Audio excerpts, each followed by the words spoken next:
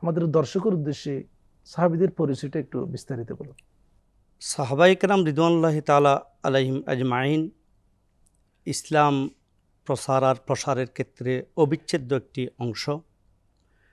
আল্লাহর পেয়ারা রসুল হুজুর করিম সাল্লাল্লাহু তাআলা আলাইহি ওয়াসাল্লামার ওয়াফাতের পর, জাহেরি হায়াত থেকে পর্দা করার পর যারা দ্বীনে ইসলামকে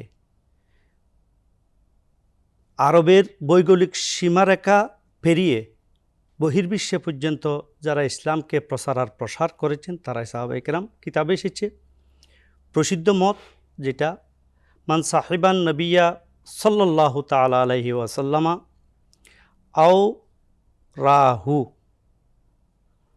ওয়ামাতা আলাল ইসলাম।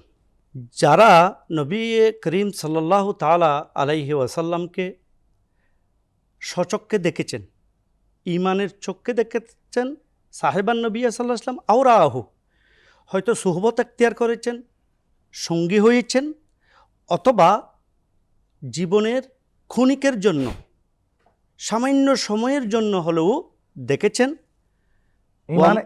ইমানের সাথে, ওয়ামাতা আলাল ইসলাম, এবং ইমান নিয়ে দুনিয়া থেকে পর্দা করেছেন, ওয়াফাত বরণ করেছেন, তারাই হচ্ছেন সাহাবী। সাহাবীদের মধ্যে বিভিন্ন প্রকারভেদ আছে, যেমন মুহাজিরিন, আনসার, আশরায়ে মুবাশশারা, এভাবে আজওয়াজে মুতাহারাত, এবার এরা সবাই শুহাদা ইকরাম, যারা আল্লাহর পেয়ারা রাসূলের জমানায় খুলাফায়ে রাশিদিন, টোটালি সবাইকে মিলে সাহাবায়ে ইকরাম বলা হয়। এদের ত্যাগ, তিতিক্ষা, স্যাক্রিফাইস, কোরবানি আমাদের কাছে পর্যন্ত ইসলাম আসার ক্ষেত্রে আল্লাহর পেয়ারা রসুলের পরে যাদের যাদের অবদান অনস্বীকার্য, তারা হচ্ছেন সাহাবায়ে কেরাম।